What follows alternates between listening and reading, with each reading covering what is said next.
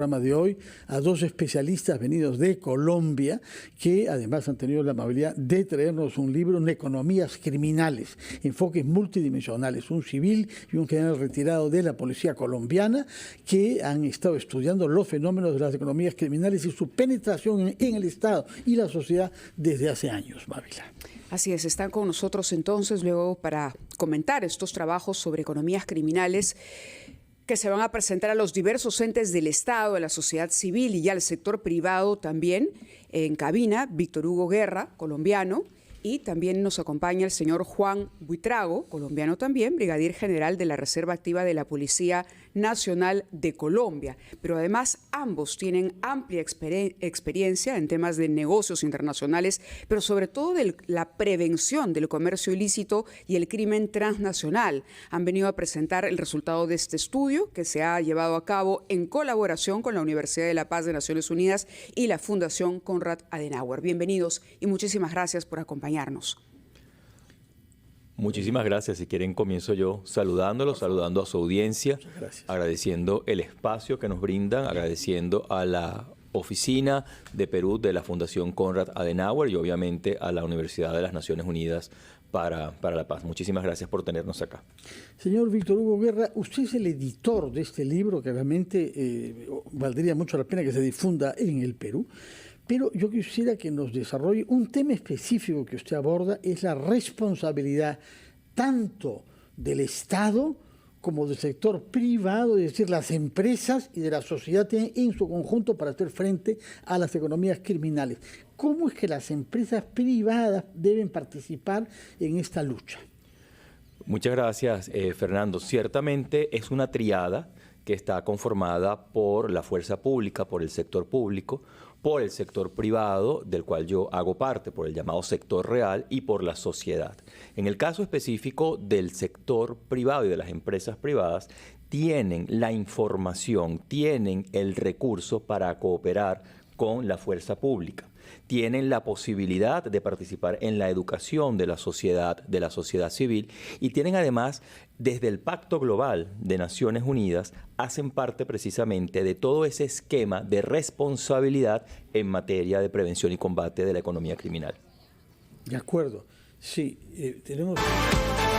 estamos frente a dos invitados que han venido de Colombia, invitados además por la Fundación Alemana Konrad Adenauer, uno de los cuales ya nos ha dicho algunas palabras sobre la necesaria participación de la empresa privada en la lucha contra la corrupción, en colaboración con el Estado, pero queremos escuchar ahora al general retirado Juan Carlos Buitrago, que contribuye también en este libro con un documento que es fruto de su larga experiencia en la policía colombiana, pero también de su trabajo como consultor, que es el que ejerce ahora. Y usted tiene un capítulo ahí con un título muy severo, Desenmascarar a los encubridores de las economías ilegales. Y no le tiembla la mano para dar nombres de bancos, del Banco de Andorra, que conocemos bien en el Perú entre tanto, pero también usted menciona un banco reputado como el HSBC y también otros negocios privados importantes vinculados a la salud y a las clínicas. Cuéntenos, por favor, ¿a qué se refiere usted cuando habla de desenmascarar a los que están encubriendo los dineros ilegales fruto de la criminalidad? Gracias, Fernando. De nuevo es un privilegio estar aquí. Gracias por la invitación. Sí, aquí hemos desarrollado un capítulo en el sentido de que la inteligencia y la investigación criminal son sin duda alguna la llave maestra para prevenir y combatir el comercio ilegal, las economías criminales y ese sistema de economía criminal, que es poderoso, inminente, creciente y amenaza sin duda alguna de manera multidimensional a la sociedad, al Estado, a la economía, a la integridad de las personas. De ahí que lo que hemos hecho en este capítulo es entender de que es un monstruo de muchas cabezas que demanda de varias estrategias. La primera de ellas, la necesidad de quitarle la cabeza a la serpiente, es decir, ir por los más poderosos, por las mafias, por las grandes cabezas que son precisamente las estructuras cuya motivación es el dinero especialmente, y hay que quitarle esa motivación. Segundo, la importancia de que se utilice la inteligencia y la investigación criminal como herramientas importantes a fin de perseguir el dinero y quitarle los bienes. Es decir, investigaciones de lavado de dinero y de extinción de dominio en el propósito de erradicar estructuralmente estas mafias de las economías criminales.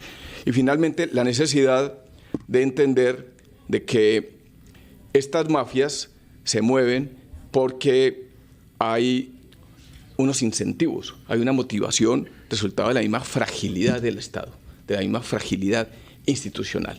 Y eso tiene un componente importante que es la corrupción. Lo hablamos ahora precisamente, sí, Fernando, donde hay delito, donde hay crimen, donde hay contrabando, donde hay minería ilegal, hay corrupción. Y la corrupción se convierte sin duda alguna en el principal combustible de no solamente de la informalidad, también de la ilegalidad que después se transita o muta hacia un crimen organizado mucho más sofisticado. El problema empeora cuando no solamente se penetra al sector privado, sino cuando se llega a tener poder político, cuando estas actividades ilegales, estas economías ilegales, que además devienen, digamos, en criminales, se introducen en el aparato del Estado, ¿no? ¿Cómo manejar esa situación? Hace poco el ministro del Interior hizo una propuesta que sonó un tanto descabellada porque no parece tener un marco legal que haga posible la iniciativa, pero habló, por ejemplo, de internacionalizar una lista, crear una lista de organizaciones criminales a nivel internacional que permita, por ejemplo, que se pueda extraditar a los cabecillas de ciertas organizaciones. ¿Cómo analizan ustedes esto y el papel de los gobiernos que tienen que trabajar entre gobiernos, ya no de manera únicamente nacional mirándose hacia adentro, sino mirando hacia afuera para establecer de pronto pautas que los comprometan además en esta lucha, ¿no? Y no cedan a los apetitos políticos nacionales? Es extraordinaria, Mavila, la pregunta porque primero es un problema transfronterizo. Es un problema global, es decir, uno no puede apreciar al Perú aisladamente de sus vecinos. Entonces, efectivamente, los carteles y las organizaciones criminales están conectadas entre sí, compiten entre sí. Y en ese sentido, uno tiene desde el Estado, desde el sector privado, que verlo desde una perspectiva transnacional, transfronteriza. En segundo lugar, es un rompecabezas, que va desde el aparato regulatorio, los congresos, los parlamentos, la administración pública, la logística en puertos, en aduanas. Esto no puede sino que enfocarse desde la perspectiva multidimensional, y por eso el título del libro, Enfoques Multidimensionales, porque uno no puede solamente concentrarse en la regulación, en la asamblea, o en la aduana, o en la policía de frontera, etcétera. Tienes que abordarlo en, como lo que nosotros llamamos el sector privado, 360. Esto es una aproximación 360.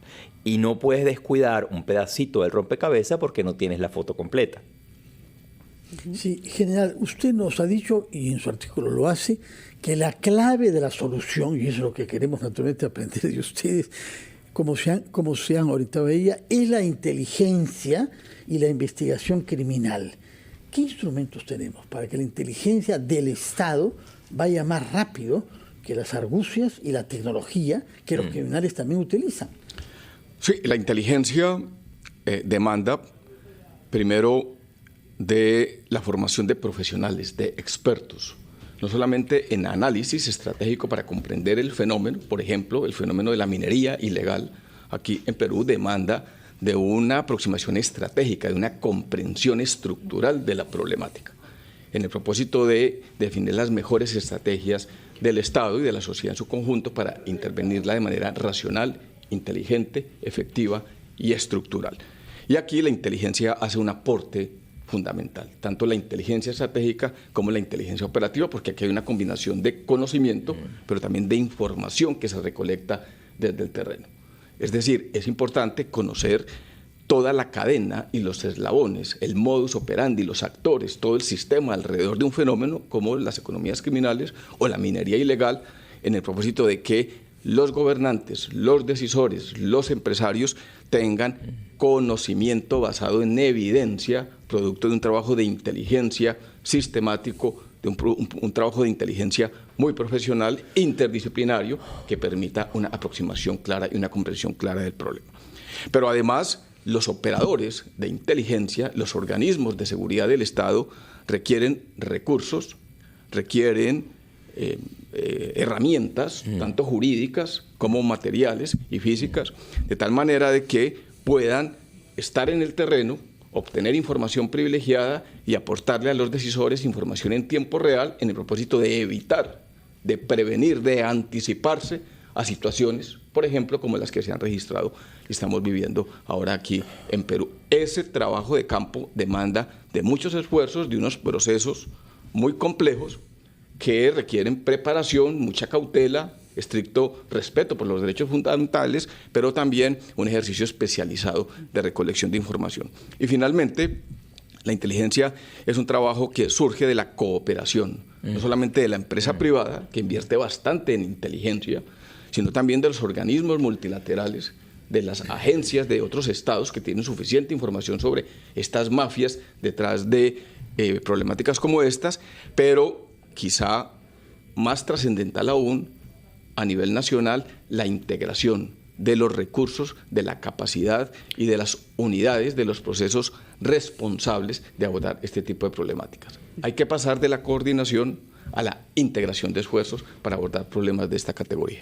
Yo quisiera, si me permite, mi general, complementar esto con dos cosas. Lo primero, que quien compite con la empresa legal es precisamente la economía criminal. Entonces, que la fuerza pública, que el Estado le permita a la empresa privada compartirle información de inteligencia es ya un gran avance. Es decir, no es solamente el organismo público haciendo inteligencia, sino es también el sector privado, la empresa privada, contratando la consultoría de inteligencia para poder compartirla con el Estado. Esto se dice fácil, pero no siempre se le abre la puerta a la empresa privada para esta información. Y lo segundo es que desde la perspectiva de la empresa privada, la inteligencia es un primer eslabón de toda una cadena que debe terminar con la desarticulación o con el golpe a la organización criminal. Es decir, a mí la inteligencia me sirve eventualmente para judicializar. Claro. Yo quisiera aprovechar el poco tiempo que nos queda antes de que Mabel nos despida, preguntarle sobre una gran diferencia que hay entre el Estado colombiano ni peruano respecto de la ubicación y la relación entre la Fuerza Armada y la Policía Nacional. Porque ambas instituciones dependen del mismo ministerio.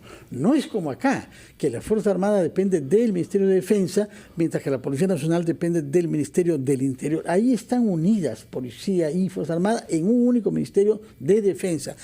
¿Cómo coordinan los operativos y los servicios de inteligencia que existen tanto en la policía como en la Fuerza Armada?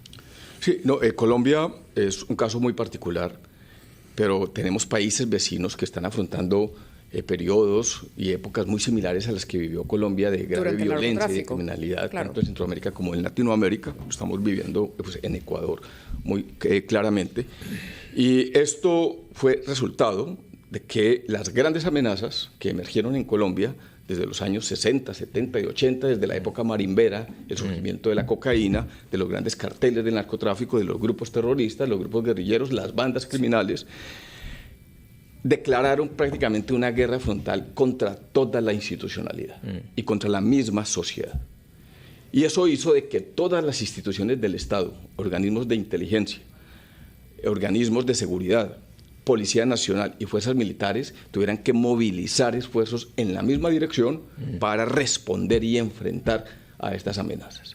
Es decir, un organismo de seguridad del Estado que tenía la responsabilidad, por ejemplo, de combatir el secuestro, no podía dedicarse exclusivamente a combatir el secuestro porque estos mismos grupos, tanto terroristas, guerrilleros como narcotraficantes, les colocaban bombas, los amenazaban, los secuestraban. Entonces toda la institucionalidad tuvo que edificar sus fortalezas, su capacidad para responder al terrorismo. Incluyendo la Administración de Justicia. Incluyendo la Administración de Justicia, la Fiscalía, por ejemplo. Entonces, de ahí, para responder su pregunta, Fernando, la razón por la cual la Policía Nacional de Colombia es casi una, sino la única, o de las pocas, sino la única policía del mundo que aún depende de un Ministerio de Defensa.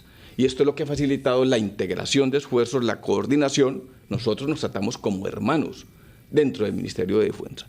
Y los recursos las capacidades se movilizan bajo un único liderazgo del Ministerio de Defensa y trabajamos de manera conjunta a través de la figura de fuerzas de tarea, por ejemplo, que es muy necesaria entre los organismos de inteligencia del Estado encargados de prevenir y de investigar y de operar en contra de estas amenazas.